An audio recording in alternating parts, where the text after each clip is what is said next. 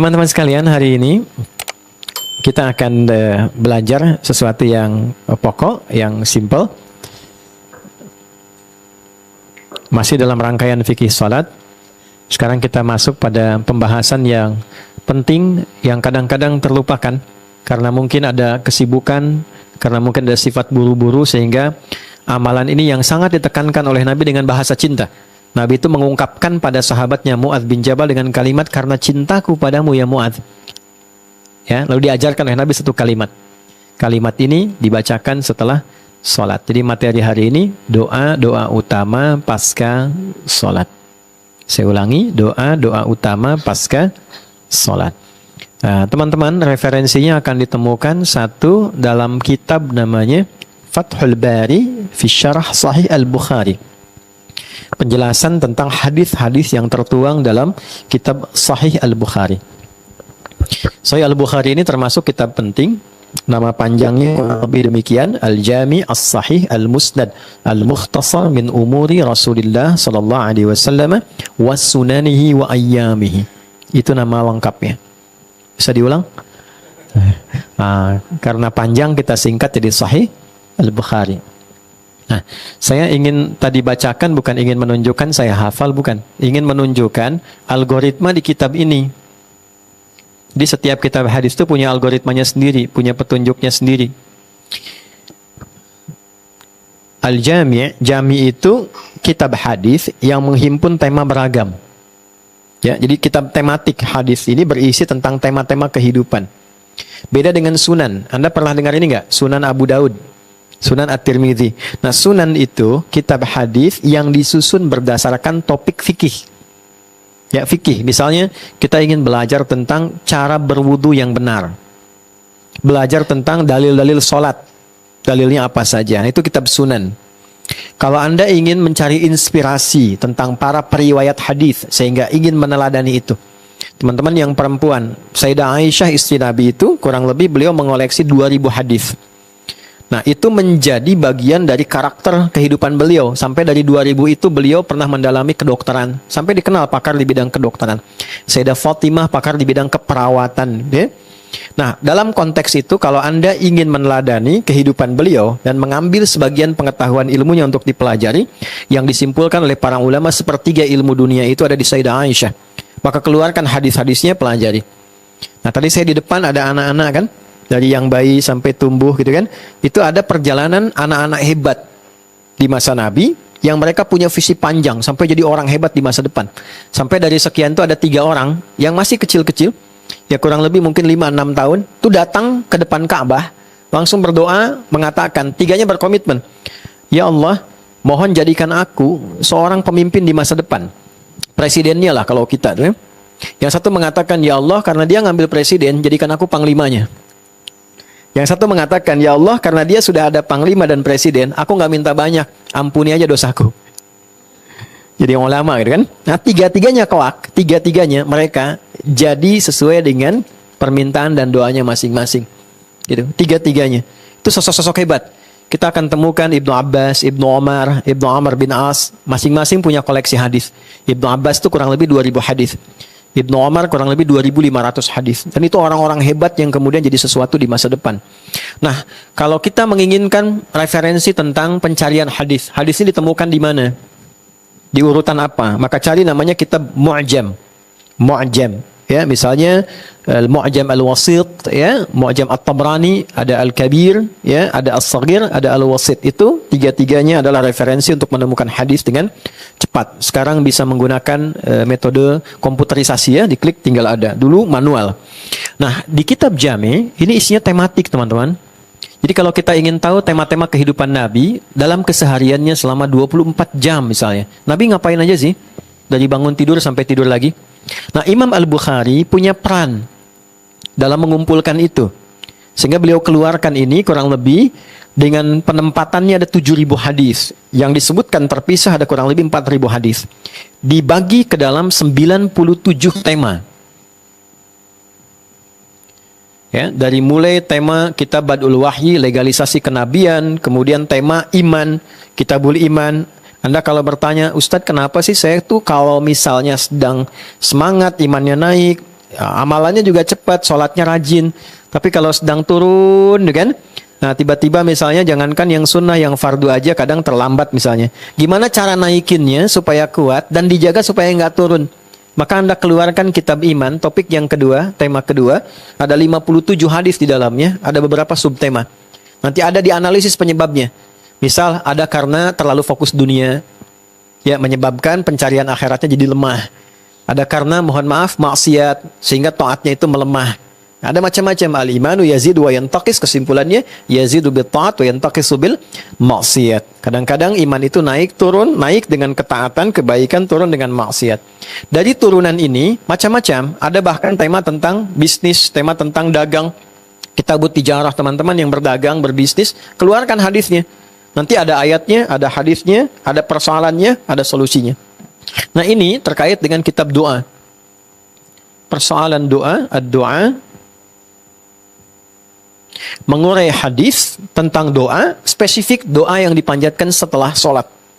Nanti kita bahas kenapa hikmahnya ini menjadi penting. Nah, ini karena ditampilkan dalam bentuk yang singkat dan padat, mukhtasar, musnad. Jadi Imam Al-Bukhari tipikalnya nggak banyak cerita, tidak banyak menjelaskan. Ini temanya, subtemanya ini, judulnya ini, ayatnya ini, hadisnya ini. Kalau dibutuhkan penjelasan, simple dan ringan. Maka datanglah seorang ulama besar, namanya Ibnu Hajar Al-Asqalani. Ibnu Hajar Al-Asqalani. Ya, saya penting sampaikan Al-Asqalani karena ada yang kedua nanti Al-Haythami. Asqalani. Jadi ada Ibnu Hajar Al-Asqalani, ada Ibnu Hajar Al-Haythami.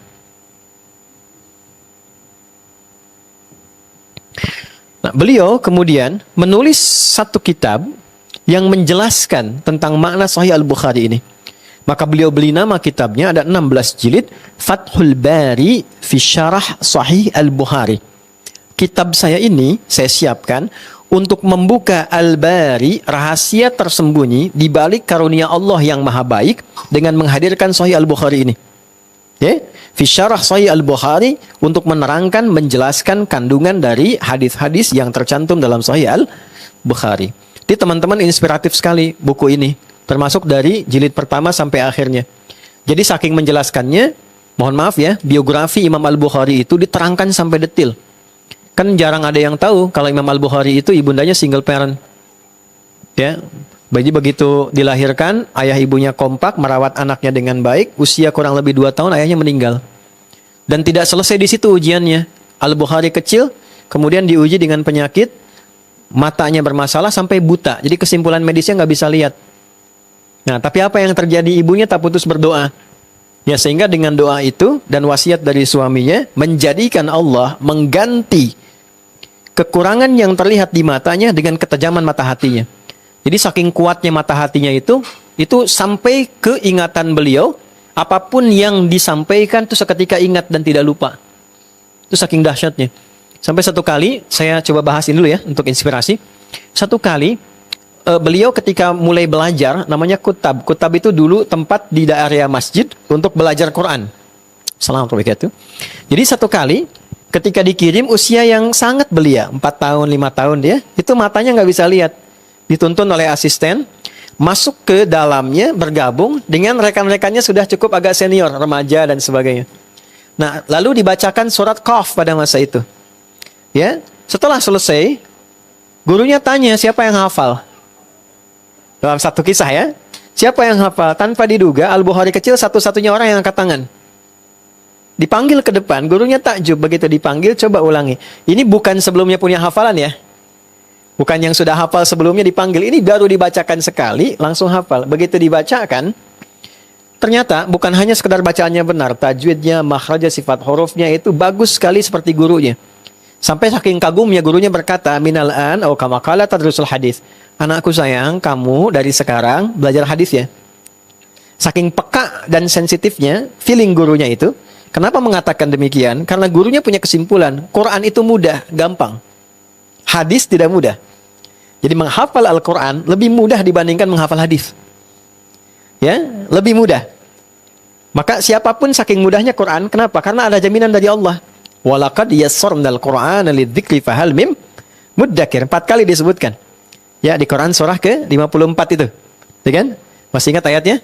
Ayat 17, 22, 32 dan 40 kan? Disebutkan 4 kali. Aku sungguh berjanji akan memudahkan bagi siapapun yang ingin menghafal Quran. Adakah di antara Anda tertarik untuk menghafalkannya? Maka ini lintas usia. Jangan sebutkan kecil, mudah menghafal. Yang sepuh pun kalau mau bisa hafal. Ada seorang nenek merasa terganggu oleh seseorang anak muda yang menghafal Quran dengan keras. Tiap hari disebutkan, tiap hari dibacakan. Kedengaran sama nenek itu. Saking jengkelnya kemudian nenek itu manggil, "Fulan, sini kamu." Datang anaknya. Setelah datang, "Kamu kenapa sih kencang sekali tiap hari?" "Nek, aku sedang menghafal Quran." Kata nenek itu, "Aku saja yang mendengar engkau menghafal itu sudah hafal." Ya. Nggak ada batas. Yang bisa melihat, hafal. Yang divonis tak bisa melihat, hafal. Ya, yang sepuh hafal, yang muda hafal. Bahkan menariknya, yang non-muslim pun bisa hafal Quran. Kami ada beberapa diskusi dengan pemuka agama lain. Ada yang non-muslim hafal Quran. Jadi, artinya bukan hanya Al-Fatihah, Bu. Ada yang 30 juz. Saya bergaul dengan mustasyrikin, orientalis. Ya, kita kadang seminar dan sebagainya gitu. Mereka tahu itu. Ini ada di ayatnya di Quran begini, begini, begini. Artinya apa? Allah benar dan maha benar. Ya kan? Nah, sekarang kembali, hadis tak mudah. Gurunya menyimpulkan, kamu belajar hadis ya, karena punya anugerah yang luar biasa. Singkatnya pulang ke rumah, beliau cerita pada ibundanya. Ya, Ummi tadi begini, begini, begini, begini. Singkatnya uridul hadis. Nanda pengen belajar hadis. Kata ibunya, iktafi bil Qur'ana, kurang lebih, cukupkan dengan Quran dulu. Nanti baru ngaji hadis. Apa yang terjadi? Anaknya tunduk pada nasihat ibunya, lalu berjalan ke kamarnya meraba jalan. Ibunya melihat itu, merasa iba, masuk ke mihrabnya. Nah ini poin teman-teman, mihrab ya. Selalu pernah saya jelaskan di pertemuan lalu, mihrab. Upayakan punya tempat khusus saat kita bisa sendirian meminta dengan khusyuk pada Allah. Untuk doa, untuk ngaji, untuk sholat, untuk curhat. Di situ. Dan itu dahsyatnya cepat mengabulkan doa, mudah mendatangkan rezeki. Maka apa yang terjadi? Ibunya masuk ke dalam mihrab, anaknya mengulang kembali surat Qaf yang dia pelajari. Sampai ke ayat 21-22 dia katakan. Perhatikan kalimatnya ya. Ini indah sekali nih. Jadi begitu sampai kepada satu bacaan, laqad kunta fi ghaflatin min hadha fakashafna anka ghita'aka wa basaruka al-yawma hadid. Perhatikan irisan di sini karunia Tuhan bersamaan dengan harapan seseorang. Dulu pandanganmu tertutup, tak bisa melihat. Sekarang, mulai hari ini, aku buka penyingkap itu, sehingga engkau bisa menatap tajam kembali. Jadi sebetulnya ayat ini konteksnya tentang akhirat, di hari kiamat yang semua natap semua. Tapi percikan karunianya, Allah turunkan ke bumi, karena ketaatan kedua orang tua yang nular ke anaknya. Maka saat sampai ke ayat itu, tiba-tiba beliau terperanjat bisa melihat kembali. Saking kagetnya, lompat, dicari, Umi, ibunya ketiduran dalam doanya. Ya, setelah selesai sholat, nah ini saya masuk nanti ke babnya, tertidur, bermimpilah dengan Nabi Ibrahim bertemu. Kenapa harus Nabi Ibrahim misalnya, bukan Nabi Muhammad atau yang lain? Itu kehendak Allah ya. Tapi salah satu babnya adalah karena nama yang melekat pada Al-Bukhari itu ada bagian Ibrahim di dalamnya. Dalam bahasa agama disebut tafaul namanya. Tafaul itu melekatkan sebuah nama untuk mendapatkan percikan kebaikannya. Maka terjagalah dengan nama itu. Di situ muncul kaidah nama adalah doa. Ya, nama beliau Muhammad bin Ismail bin Ibrahim bin Al-Mughirah bin Al-Bardizbah. Tinggal di Kecamatan Ju'afah, Kabupaten Bukhara, Provinsi Khorasan, negara Uzbekistan sekarang. Nah, karena ada Ibrahim di situ, turun dalam mimpinya dan mengatakan, anakmu akan melihat kembali. Jadi kagetlah dengan suara anaknya, Ummi, langsung kaget bangun. Dia katakan, Ana ra'ait, saya sudah bisa melihat lagi.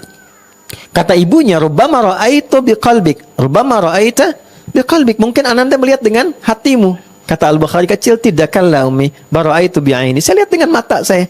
Ini Ummi baju ini, ada benda ini, benda ini. Keduanya berpelukan.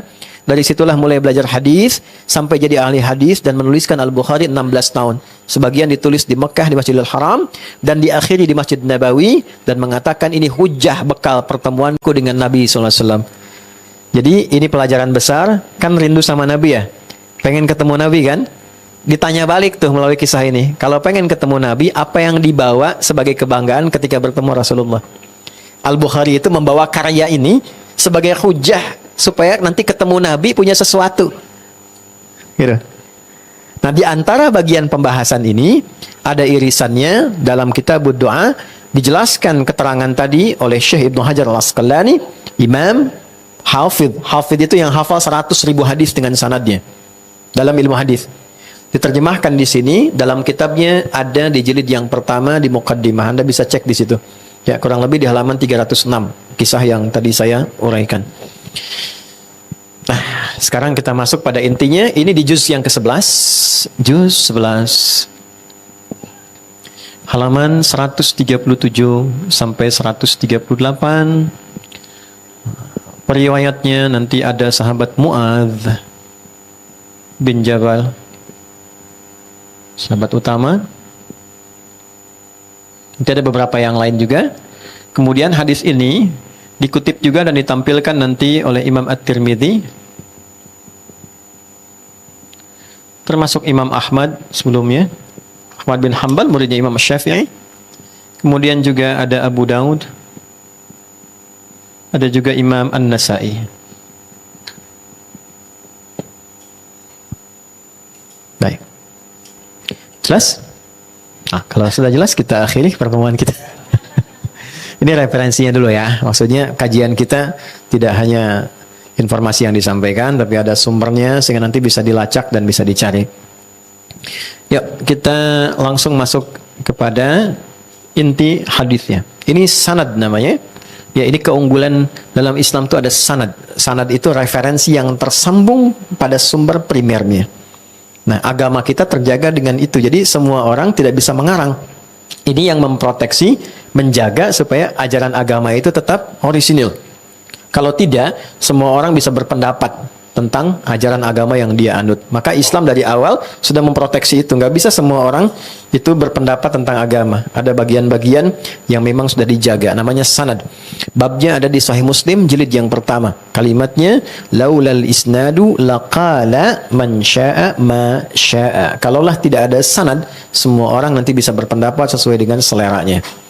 Baik, satu kali Nabi SAW mendapati Mu'adz bin Jabal radhiyallahu taala anhu dalam satu keadaan, Allahu alam dalam keadaan tidak dilukiskan, bertemu dan mengatakan,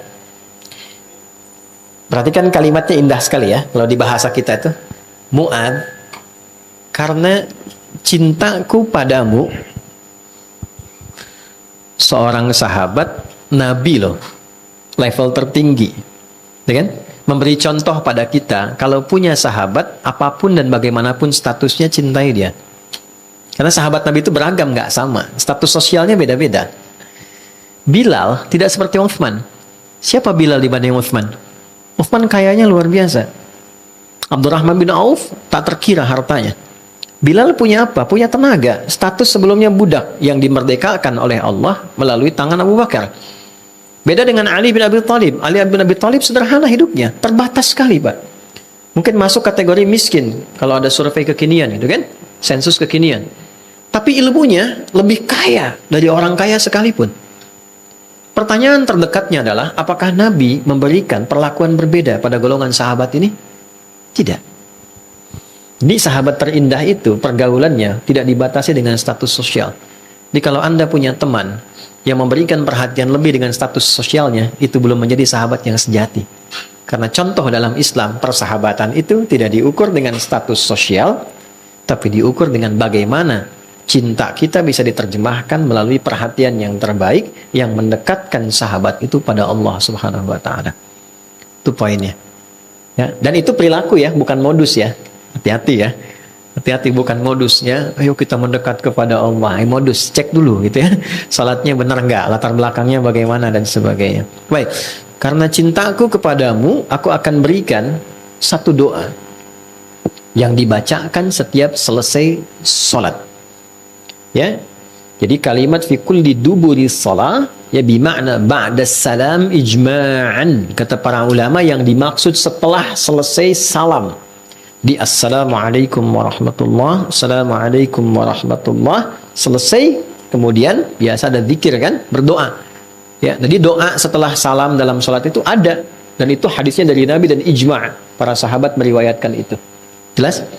Nah, ini sekaligus juga mengoreksi, meluruskan. Ada pendapat mengatakan nggak boleh atau tidak dibenarkan berdoa setelah sholat. Tidak, ternyata riwayatnya ada. Riwayatnya ada di kitab sahih tersambung. Nah, ini mungkin belum ketemu aja mungkin hadisnya sama teman-teman. Nyambung kembali, apa doanya? Yuk, saya bacakan di sini ada 2 doa saja karena waktunya terbatas. 1. Allahumma a'inni ala dzikrika wa syukrika wa husni ibadatik. 1. Saya tuliskan ya. Teman-teman saya ijazahkan. Nanti boleh dibaca ya. Ijazah yang ini tidak usah diverifikasi, langsung saya bacakan, Anda ikuti ya. Ada hadis Nabi ini langsung. Bismillah. Allahumma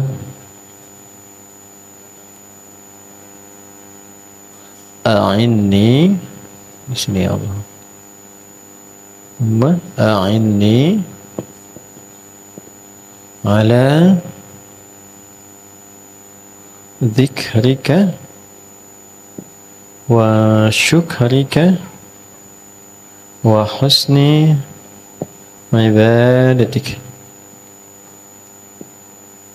Lihatnya campur-campur aja ya. Allahumma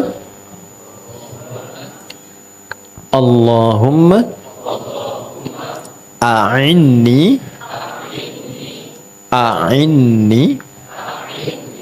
ala dzikrika wa syukrika. Ini sin besar ya, tanda ke bawah ini di khat ruqah itu sin besar. Wa syukrika ya. Wa husni ibadatik. Baik ya. 1, 2, 3. Jadi minta 3 hal setelah sholat. Oke, pelan-pelan. Kita masuk ke adabnya dulu. Allahumma. Oke? Nggak usah diulang. Oke. Apa artinya? Allahumma? Ya Allah. Apa artinya ya Allah? Allahumma. Baik. Allahumma itu bentuk halus dan tawadhu dari kata ya Allah. Oke. Ya Allah itu bentuk netral. Kalimat netral yang secara fitrah ditanamkan pada jiwa manusia untuk keluar, diekspresikan saat mendapati situasi-situasi tertentu. Ya Allah, untuk mengkonfirmasi dia makhluk yang bertuhan. Itu fitrahnya demikian. La yaqulunallah, dia akan berkata ya Allah. Contoh, teman-teman yang perempuan, ibu misalnya mau keluar terus mendung gelap gitu kan, apa yang diucapkan? Ya Allah, mendung kan? Nah, terus mau keluar, mau berangkat nih pengajian sekarang, lihat macet tuh, apa komennya? Ya Allah, macet kan, gitu kan? Itu fitrah kan? Dia keluar, bisa ekspresinya itu yang standar, bisa Allahu Akbar, macam-macam. Ya, saya pernah lihat satu tayangan di video di YouTube, ada di agama teman-teman kita di agama lain, di tempat ibadahnya, terus tokohnya sedang khutbah, tiba-tiba gempa. Tuh jamaahnya bilang Allahu Akbar katanya.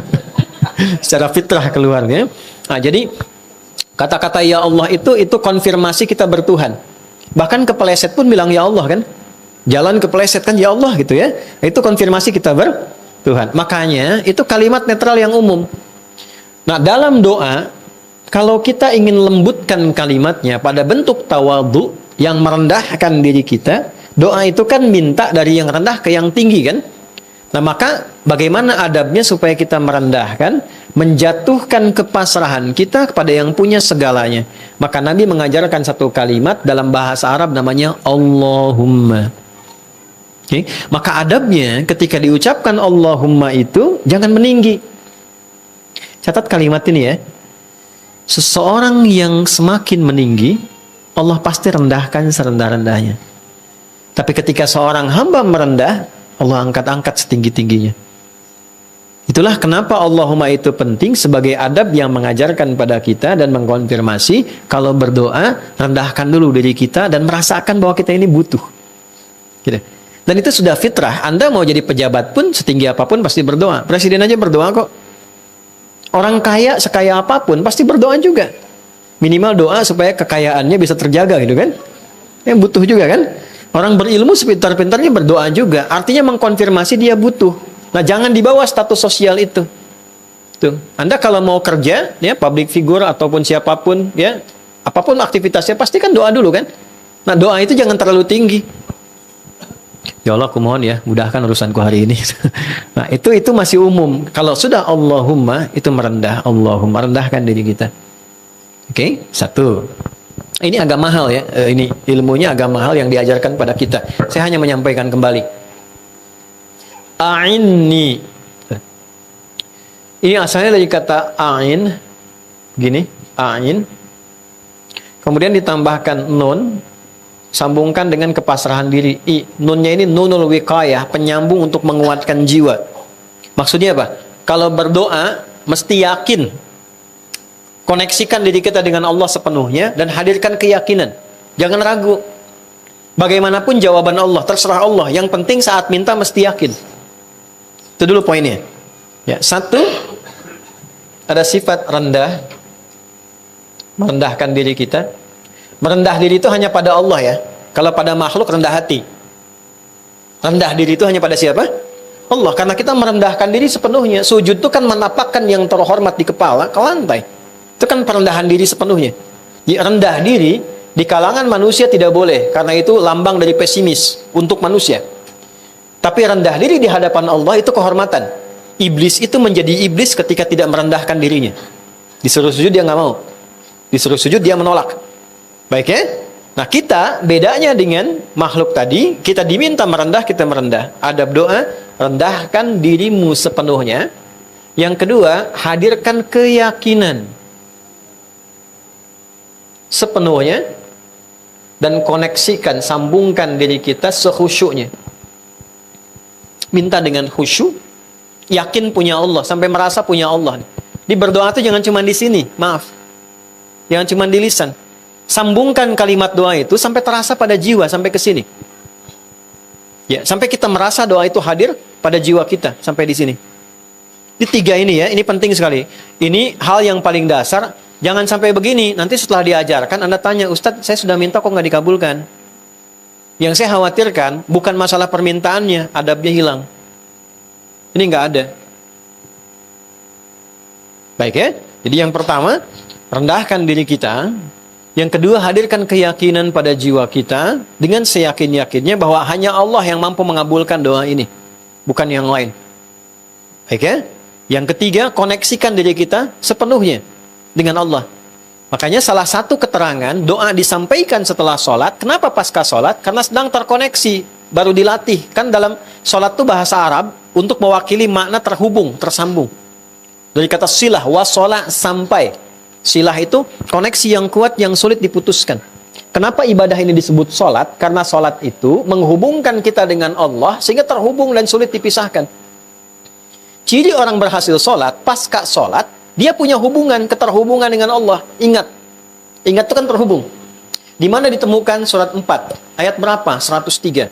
فَإِذَا قَضَيْتُمُ الصَّلَاةَ Maka jika Anda telah tuntas mengerjakan sholat, فَذْكُرُوا cepat terkoneksilah. Kalau Anda berhenti di sini, فَإِذَا قَضَيْتُمُ الصَّلَاةَ Jika Anda telah menyelesaikan sholat, ini makna yang pertama, ada orang yang hanya sholat untuk menyelesaikan kewajiban formalnya saja. Dia tak peduli apakah khusyuk atau tidak. Yang penting sudah sholat. Ya. Nah, kalau nggak disebutkan kapan, siapa, dan di mana, ini menunjukkan di setiap masa akan ada orangnya. Dan setiap orang akan ada masanya. Jadi akan ada orang yang sholat, yang penting prinsipnya, yang penting udah sholat. Menggugurkan kewajiban. Dia tidak terlalu berpikir apakah sholat itu bermanfaat untuk dia atau tidak. Ada berkahnya atau tidak. Yang penting saya udah sholat. Jelas?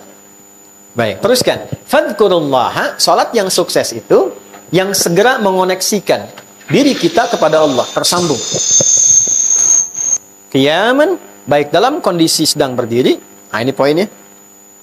Wa qu'udan, sedang duduk, wa ala junubikum. Jadi pasca salat harusnya tersambung dengan Allah, ingat nih. Itu fungsinya salat.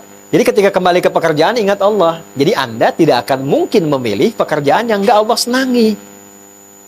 Itu Terus masuk ke tubuh, nggak mungkin bicara sesuatu yang nggak Allah suka. Berbohong itu nggak mungkin, orang sholat berbohong nggak mungkin. Mustahil. Kenapa? Karena tersambung dengan Allah. Dipantau. Nggak mungkin melangkah pada tempat-tempat yang tidak baik. Karena tersambung, terkoneksi dengan Allah. Kan nggak ada penjahat baca bismillah dulu kan, setelah akan beraksi kan. Ada orang korupsi baca bismillah, kan nggak ada. Jadi kan? Kenapa? Karena konektivitas itu tidak akan mungkin bersanding dengan kemaksiatan. Maka dari itu, ketika disambungkan ke sini, pastikan lu terhubung. Ya, satu, setelah merasa nyaman, merasa punya Allah, kita merendah, baru kita bacakan. Nah, yang diminta itu 3. 1, Allahumma a'inni. A'in itu beda dengan misalnya asta'in. Iyyaka na'budu wa iyyaka A'in itu permohonan ingin cepat. Ya Allah, aku yakin dengan kuasa-Mu. Aku yakin hanya Engkau lah satu-satunya Tuhan yang aku sembah, yang akan menjawab doaku. Aku mohon ya Allah, lekaslah, percepatlah, anugerahkanlah padaku dengan cepat hal berikut ini. Nah, teman-teman nanti coba cek ya, setiap nabi yang berdoa di dalam Al-Quran, yang ditampilkan maksudnya dalam Al-Quran, itu algoritmanya tidak keluar dari 3 bagian ini. Mereka punya keyakinan yang luar biasa, mereka khusyuk terkoneksi dengan Allah dan merendahkan diri kepada Allah dengan harapan yang kuat. Nanti Anda bisa cek setiap doa-doa, di antaranya terkumpul di satu surah, misalnya Al-Anbiya, surah 21, dari ayat 83 sampai 90. Ada doanya Nabi Zakaria, doanya Nabi Ayyub, doanya Nabi Yunus, doanya Sayyidah Maryam, dikumpulkan di situ. Dengan 3 pembuka ini. Oke, sudah paham, kita masuk pada bab yang ini. 1, A'inni ala dzikrika. Ya Allah, aku mohon padamu dengan segala kerendahan diriku sebagai hamba, dengan keyakinanku bahwa Engkau pengabul doa. Mohon ya Allah, anugerahkan padaku dengan segera 1, kemampuan untuk selalu terhubung denganmu. Kemampuan untuk selalu terhubung denganmu, berzikir kepadamu. Zikir itu terhubung. Saya kasih logika begini. Saya terhubung, misal saja ya, belum tentu realitanya demikian. Saya terhubung dengan presiden misalnya, punya koneksi. Mudah nggak saya beraktivitas? Sangat mudah, karena punya akses ke presiden. Ya, mau masuk kementerian, diminta ID, telepon presiden. Ya kan? Ya, ada butuh sesuatu dipersulit, punya akses dan orang tahu, dekat presiden, nggak dibilang pun langsung dipermudah. Bagaimana yang dekat dengan Allah? Yang tidak ada batas dalam pemberian, tidak punya sulit dalam pemberian solusi. Nah, maka pesan penting yang pertama ini adalah terkoneksi dengan Allah sesungguhnya memberikan kemudahan dalam berkehidupan. Jadi ketika Nabi mengajarkan 1 bagian, ya, itu sebetulnya ingin memberikan gambaran kepada kita untuk memudahkan kehidupan kita, apapun profesi dan aktivitas yang dijalani. Intinya adalah berupaya tersambung sampai kita merasa punya Allah. Itu nggak mudah, teman-teman. Jadi kalau hidupnya ingin mudah, kesimpulan cepat ya, kalau hidup ingin mudah, tersambunglah sampai kita bisa menyimpulkan saya punya Allah. Itu mahal sekali, nggak bisa dinilai apapun. Jadi kalau sudah merasa punya Allah, segalanya kecil. Masalah seberat apapun, kalau saya, Anda, kita merasa punya Allah, itu ringan. Masih ada Allah, pasti selesai kok. Gitu. Kontrak belum beres, ada Allah. Allah pasti berikan yang terbaik daripada ini, dan disiapkannya lebih daripada ini. Nah, itu poin yang tertinggi itu. Jadi kalau sudah terkoneksi dengan Allah dan punya Allah, dan itu yang kurang sekarang. Kenapa dicurhatkannya di media sosial? Ditumpahkannya di podcast. Saya ingatkan ya sama teman-teman semua nih, kalau masih ingin belajar nih dengan baik, jangan mencurhatkan dan menumpahkan informasi sensitif yang penting di ranah publik yang terbuka. Karena saat persoalan itu selesai secara personal, kita tidak bisa menyelesaikan itu dan meralatnya secara sosial. Dan di era sekarang itu diakses oleh keturunan berikutnya. Kalau punya masalah, ada bagian yang bahkan Allah declare-nya begini, aku sudah tutup, kenapa engkau buka? Di antaranya masalah rumah tangga. Jadi kalau ada masalah rumah tangga terjadi malam, kata Nabi, jangan diungkit keluar. Kalau kita bisa tutup tuh sampai siang, sampai kiamat pun Allah tutup. Kalau punya masalah siang, jangan terbuka malam. Artinya sehari itu pun tahan. Kalaupun perlu curhat, Allah tahu itu. Sangat tahu. Ada dua jenis curhatnya. Langsung curhatkan pada Allah. Itu Quran surah ke-12 ayat 86 misalnya. Nabi Yakub pernah dengar kan? Masalah rumah tangganya kan kompleks sekali tuh. Ya, sampai beliau nangisnya sampai matanya buta, Anda bayangkan. Ya, saya gambarkan gini ya, Bu, teman-teman. Kebayang nggak seorang figur di rumah tangga yang menyimpan beban yang sangat berat, nangis sampai nangisin itu matanya buta. Udah sampai ke level itu belum? Ya kan? Kan nangis itu ada yang keluar ekspresinya, suaranya, wah, itu anak-anak disebut buka namanya. Baka yabki bukaan. Buka itu nangis dengan ekspresif. Ada yang nangis dipendam dalam hati tapi air matanya keluar, itu huzan namanya. Hazina yahzanu la tahzan, dipendam tapi air mata keluar. Ada buku namanya La Tahzan. Jangan banyak memendam kesedihan sepanjang kau merasa punya Allah. Tapi caranya bagaimana gitu kan? Ada yang dipendam, air mata nggak keluar tapi sakit, itu bathun namanya. Bathun. Ya, kata Nabi Yakub, innama ashku bathi wa huzni ilallah.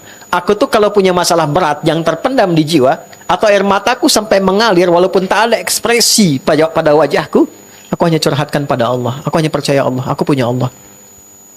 Dan itu yang terjadi di semua orang-orang soleh. Jadi kalau ada persoalan, langsung. Nah, jangan buka keluar. Atau yang kedua, diberi jalan oleh Allah untuk mencari solusi dengan penjelasan yang membuat kita mengerti dan mengambil langkah yang benar. Itu pun terbatas. Ada di Quran surat 4 di ayat 35. Fa in khiftum shiqaqa bainihima fab'athu hakaman min ahlihi wa hakaman min ahliha iyurida islahan yuwaffiqillahu bainahuma. Paham? Tidak. Jika Anda punya persoalan serius di rumah yang berpotensi memecah Anda, maka carilah orang bijak dari keluarga yang bisa mewakili dua keluarga. Cari orang bijak cerita sehingga bebannya nggak sendirian. Makanya kalau nanti jadi wali, ya, jadi wali nikah itu jangan sembarangan, karena di antara fungsinya memberi masukan saat ada persoalan, bukan hanya mendampingi, ya, jadi saksi sah nikahnya atau kemudian menikahkan, tapi ada fungsi perlindungan di dalamnya. Yang kedua, cari sosok-sosok yang memang memberi solusi. Kiai yang saleh misalnya, ustadz yang benar, yang bisa menjaga informasi, tapi juga terukur pengetahuannya banyak dan bijak. Ada yang banyak tapi nggak bijak. Ada yang bijak tapi nggak banyak. Awas, hati-hati ya. Hati-hati nih. Nah, kalau sudah ada seperti itu, bicara, minta solusi. Nah, jangan dibuka ke publik. Ketika dibuka, itu Allah soal. Aku sudah tutup, kenapa engkau buka? Tuh, ada di ayat 34-nya tuh. Fasalihatu. Cuman menariknya itu pada perempuan. Penekanannya, walaupun sama-sama laki-laki juga dapat. Kan An-Nisa itu perempuan-perempuan kan? Bukan laki-laki kan? Tapi laki-laki punya kewajiban itu. Saya cari rahasianya apa? Ternyata ada dua. Satu, fitrahnya ketika perempuan menyatu dengan laki-laki sebagai suami istri, keadaan suami akan terbawa oleh istri, termasuk jabatan ataupun status sosial yang melekat pada suami. Tidak sebaliknya. Contoh, suami menjadi bupati diangkat, maka otomatis istrinya menjadi ibu bupati. Suaminya camat, istrinya ibu camat. Padahal yang camat siapa? Suami. Kalau ada ibunya istri yang jadi bupati, nggak akan ada bapak bupati suaminya. Demikian di militer juga. Suaminya kolonel, ibunya bisa jenderal. Balik kan? Itu sama, ya. Dapat jabatannya, pangkatnya itu akan hadir. Nah, persoalannya apa? Ketika itu melekat, apapun yang dikerjakan oleh istri, suami akan terbawa. Tidak sebaliknya. Suami punya jabatan misalnya kan, jabatan publik. Istri misalnya pamer, flexing, macam-macam dan sebagainya. Ada masalah yang jadi pekerjaan oleh istri yang terkena suami. Ikut. Termasuk dalam obrolan. Kenapa di surat An-Nisa? Karena seakar dengan nasa. Nasa itu adalah keadaan yang kadang memiliki keinginan untuk diceritakan. Maksudnya, perempuan sependiam apapun, kalau ketemu teman, itu suka cerita. Saya nggak bilang curhat ya. Cerita. Nah, yang diceritakan terkadang tidak terseleksi, yang seharusnya tidak boleh terbuka keluar. Contohnya apa? Fasalihatu qanitatun hafidhatul lil ghaibi bima hafizallah. Dia tidak seharusnya menceritakan hal sensitif di dalam rumah tangganya yang dialami dengan pasangannya yang sejatinya sudah Allah tutup. Jangan buka ke publik dulu, cari solusi. Begini solusinya. Ini terbatasnya sehingga selesai di situ. Nah, sekarang yang terjadi kadang-kadang diungkap. Medianya muncul, judulnya pengajian, tapi diskusinya panjang. Ukhti itu mulainya. Apa kabar? Sehat. Anak-anak gimana? Baik. Suami gimana? Situ masalahnya ya. Nah, bikin status. Sekarang ke podcast, YouTube direkam. Pernah nggak menyadari kalau satu saat anaknya tumbuh dewasa lihat itu? Cucunya lihat rekamannya ada. Terus di sekolah kemudian diceritain sama teman-temannya. Oh itu kamu ya, yang ibunya begini ya. Oh itu kamu yang ayahnya begini ya. Kebayang nggak? Nah itu yang tolong biasakan dijaga ya. Kalau yang punya podcast kan seneng aja, viewernya banyak dan sebagainya. Tapi kalau Anda misalnya, maaf, membawa suasana acara demikian akan berbalik. Anda yang akan diuji dengan peristiwa itu. Jadi kalau memfasilitasi hal yang terlarang kemudian hadir, satu saat Anda yang teruji dengan situasi itu dan tidak siap untuk menjalaninya. Itu bagian awal ya, yang mungkin penting saya tekankan. Balik lagi ke sini. Jadi kalau sudah merasa punya Allah, terhubung, itu kemudahan yang kita dapatkan. Nah, turunannya bagaimana kemudian kita bisa meniti jalan untuk mendapatkan kemudahan berzikir ini? Jalannya seperti apa? Kan kita minta ya, ya Allah, anugerahkan aku pertolonganmu dengan segala kekuatan dan pengabulan doa yang cepat darimu, agar aku selalu mampu terkoneksi kepadamu, terhubung denganmu. Zikir. Apa tandanya orang sudah bisa terhubung dengan Allah? Cirinya bagaimana? Nah, jalannya bagaimana? Hah? Karena kan banyak orang yang tiba-tiba ke pohon, zikir. Orang ke laut, gitu. Macam-macam. Kan mesti ada jalannya kan? Kalau nggak diterangkan nanti orang bebas kan? Dan merasa punya kesimpulan terhubung dengan Allah. Itu yang dijelaskan Mbah Hashim. Mbah Hashim itu Hadratus Syekh Kiai Haji Muhammad Hashim bin Asy'ari itu punya kitab 17. Di kitab yang kedua ada namanya Risalah Ahlus Sunnah wal Jamaah. Oke. Di halaman yang 10 sampai ke 11 paling kiri sebelah bawah tuh di pojoknya, beliau pernah menyampaikan informasi begini. Ada orang yang kreatif kemudian menghadirkan metodologi zikir sampai menyimpulkan dia terhubung dengan Allah. Wasafa qalbuhu, dan merata hatinya sudah bersih. Karena sudah terhubung, sudah nyambung, menariknya dia nggak sholat lagi. Ya, jadi kalau ditanya, oh Anda kok nggak sholat? Kan sudah adzan. Fisik saya di sini, ruh saya sedang sholat. Nah ya, baik. Itu oleh beliau disimpulkan konslet. Ya. Sedang ada masalah, itu bid'ah kata beliau, dan itu menyesatkan ya. Itu terjadi. Oleh karena itu perlu diberi jalan kan? Diberi ruang, ada tempatnya, ada jalannya supaya benar caranya.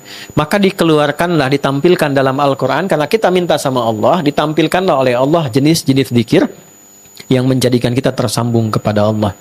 Nah, saya sampaikan di sini barangkali 3 saja supaya cepat. 1. Sabar ya ngajinya ya. 1, namanya kalimat thayyibah. Ya, zikir yang algoritmanya itu kalimat thayyibah.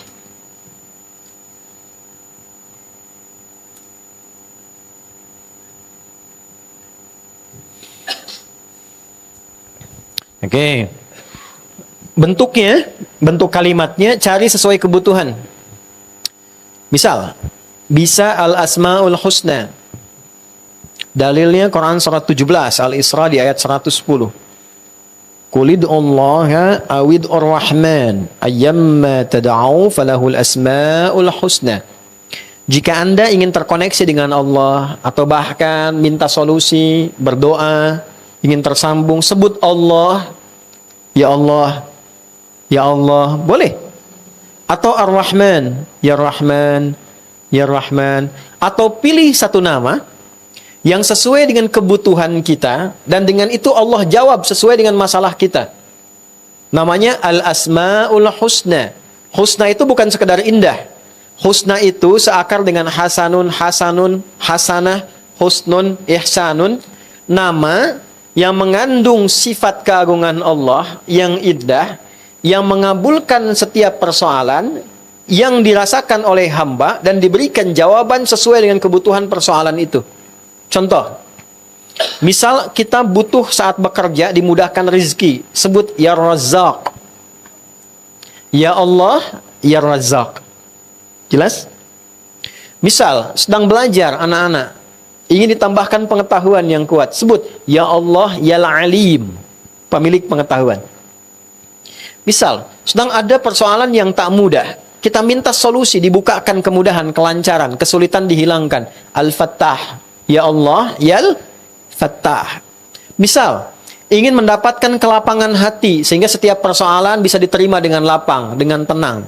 As-Sabr, ya Allah, ya Sabar. Sedang punya masalah, pengen sabar, sebutkan ya Allah, ya Sabar.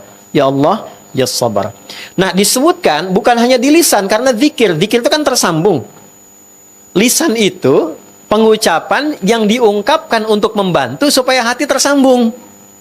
Sebutkan sekali, 2 kali, 3 kali, sampai hati merasa nyambung. Makanya Nabi kasih latihan 33 kali, sampai nyambung. Masa disebutkan 33 kali nggak ingat juga? Ikuti, kerupuk. Ikuti, kerupuk. Kerupuk. Kerupuk. Kerupuk. Kerupuk. Ulangi. Ingat gak kerupuk? 5 kali. Masa subhanallah, alhamdulillah 33 kali gak ingat Allah juga? Butuh berapa kali lagi?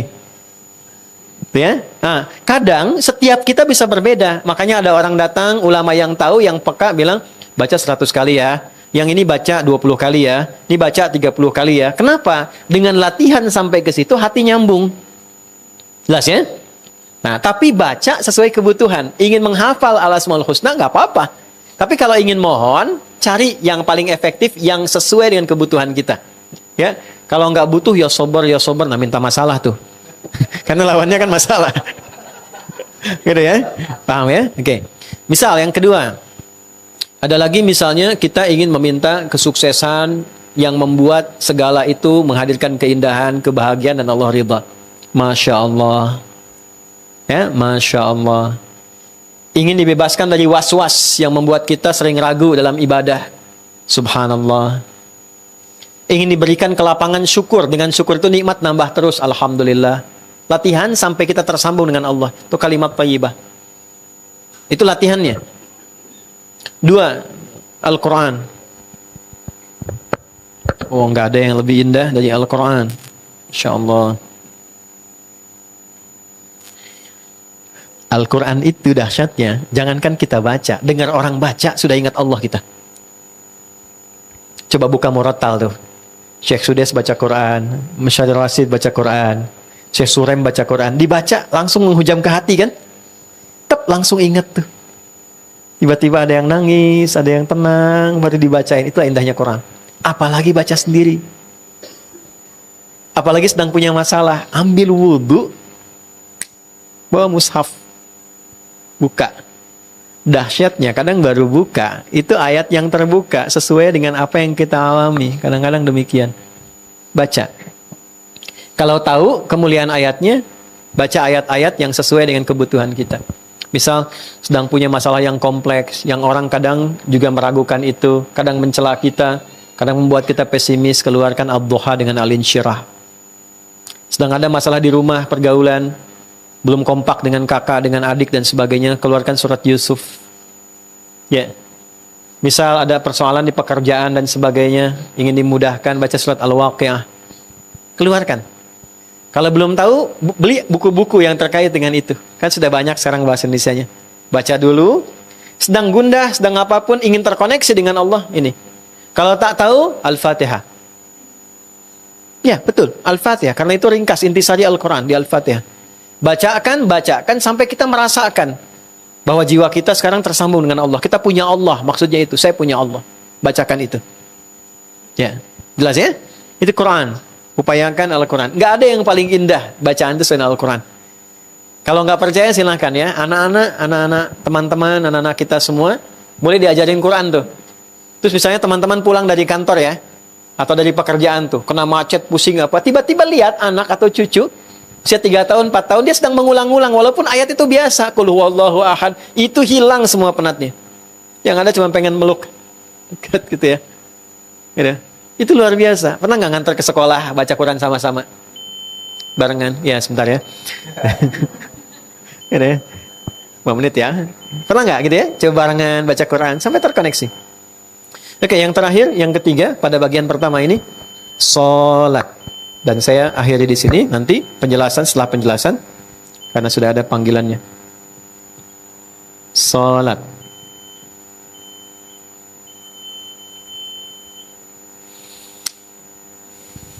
Oke, tadi waktu saya tanya manfaat zikir ada jawaban tenang di sini. Itu dalilnya Quran surah 13 ayat 28. Ala bidzikrillahi tatma'innul qulub. Yakinkan pada hatimu yang paling dalam. Ala itu bukan sekedar harfur ikhbar, huruf pemberi informasi, tapi huruf taukid. Sering diartikan begini, ketahuilah. Oke? Kabarkanlah, tidak. Makna dalamnya, tanamkan pada hatimu yang paling dalam. Dengan engkau terkoneksi pada Allah secara baik, hatimu pasti tenang. Nah, jadi kalau ingin tenang, sedang gelisah, pengen tenang, pilih 1 dari 3. Kenapa sholat itu dipaksa oleh Allah untuk dikerjakan oleh kita? Allah nggak butuh dengan sholat kita. Semuka langit dan bumi nggak sujud dan ruku kepada Allah, tetap tidak akan menurunkan status Allah sebagai Tuhan. Allah tetap Tuhan. Yang butuh kita. Apa di antara manfaat sholat itu? Yang paling pokok adalah memberikan ketenangan pada jiwa. Gitu. Karena ketenangan itu yang paling inti. Anda kerja, gajinya banyak tapi nggak tenang, nggak akan nyaman. Di rumah tangga hasil suami banyak rumah luas, kendaraan banyak, tapi Anda nggak tenang, nggak enak rumah tangganya. Makanya kenapa sakinah itu mendahului mawaddah. Padahal mawaddah bentuknya jamak. Madah jadi mawaddah. Mawaddah itu perlimpahan harta benda yang membuat nyaman berumah tangga. Banyak harta, tapi kenapa sakinah duluan? Karena mawaddah, walaupun terkumpul banyak melimpah, kalau tidak ada sakinah, hati tetap gelisah. Pasang status tuh. Ya? Makanya kan sering saya tawarkan kan, Anda boleh pilih kan? Nggak ada yang ketiga, pilih mana? Kaya tapi gelisah, atau miskin tapi tenang? Nggak ada pilihan ketiga. Oke, kaya tapi tenang kan? Karena ketenangan nomor 1. Nah, untuk dapat tenang itu Allah kasih solusi. Kenapa? Di sini zikir ditampilkan, dengan zikir terkoneksi pada Allah, hatimu pasti tenang.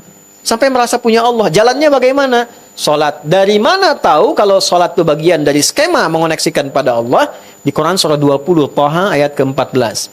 Innani anallahu la ilaha illa ana fa'budni wa aqimis salata li dzikri. Yakinkan pada jiwamu yang paling dalam, akulah Tuhan, akulah Allah, Tuhan yang paling hak dipertuhankan dan disembah. Sembah aku dengan cara menunaikan sholat supaya terkoneksi padaku. Jadi Allah itu bukan nama sifat, Allah itu nama Tuhan. Ya, kalimatnya bukan begini ya. Ya, Allahku X, siapa Allahmu? Itu keliru. Karena Allah itu nama Tuhan, bukan sifat. Tuhan saya namanya Allah, Tuhan Anda siapa? Gitu ya. Allah itu dari bahasa Arab. Jadi karena dari bahasa Arab menunjukkan zat, nama khusus zat. Gitu ya, yang diperkenalkan pun oleh pemiliknya. Jadi nggak bisa ditiru. Makanya kalaupun diambil oleh makhluk nama itu, makhluknya akan dikecam oleh semesta. Coba deh misalnya ada orang lahir namanya Allah tuh, langsung dikecam itu. Karena nggak boleh diambil. Dan uniknya setiap dihilangkan hurufnya kembali pada pemiliknya. Ya. Ini kan Allah kan begini tulisannya. Ya kan? Anda hilangkan satu misalnya, sini. Tuh. Baca. Lillahi ma fis samawati wa ma fil ard. Balik kepada pemiliknya. Hilangkan lamnya satu, otomatis tasydid hilang, tasdidnya hilang. Apa? Lahu mulkus samawati wal ard. Kembali pada pemiliknya. Hilangkan la-nya, tinggal apa? Hu itu singkatan dari huwa. Lahu kan hunya huwa. Yang tahu bahasa Arab tuh tahu ini. Huwa. Huwa kalau berhenti di sini, wa-nya nggak dibaca, u-nya yang dibaca. Allahu la ilaha illa huwal hayyul qayyum. Berhenti di huwa. Allahu la ilaha illa hu. Hu. Siapa huwa ini? Larinya kemana? Allah. Tahu dari mana huwa ke Allah? Baca kul huwa Allah. Kul huwa Allah. Kul katakan huwa, disebut huwa Tuhan itu Allah. Wahad. Hapus semuanya. Ini bukan ilmu takatik ya, ini ada ilmunya di bahasa nih. Hapus. Ada nggak? Nggak kelihatan kan? Kelihatan tuh ghaib namanya.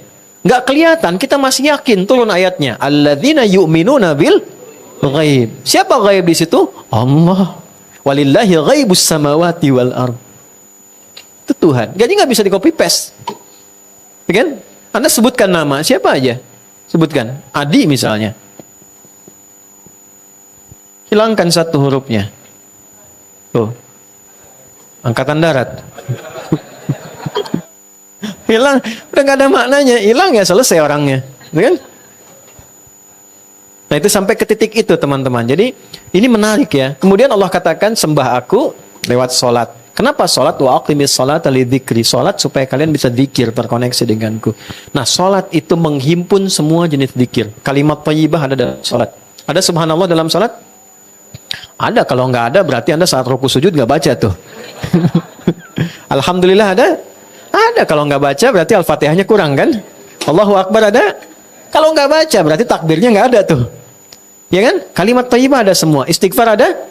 Ada. Dalam ruku sujud ada istighfar. Duduk di antara dua sujud kalimat pertama istighfar. Rabbighfir firli. Ada semua.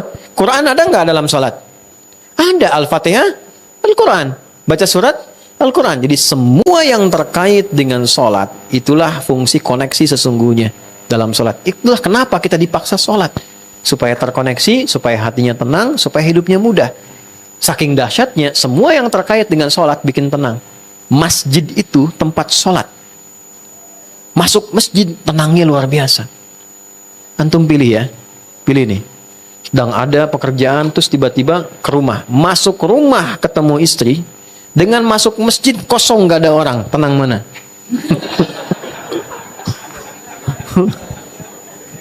Istrinya di masjid. Tapi lain kan, masuk masjid lain kan? Tenang kan? Masuk masjid tenang, duduk, nyaman, dan sebagainya. Jadi semua yang terkait dengan sholat enak. Gaul sama orang-orang sholat pun tenang. Jadi bergaulah dengan orang-orang yang biasa sholat, itu tenang hati Anda. Tenang. Demi Allah saya katakan tenang.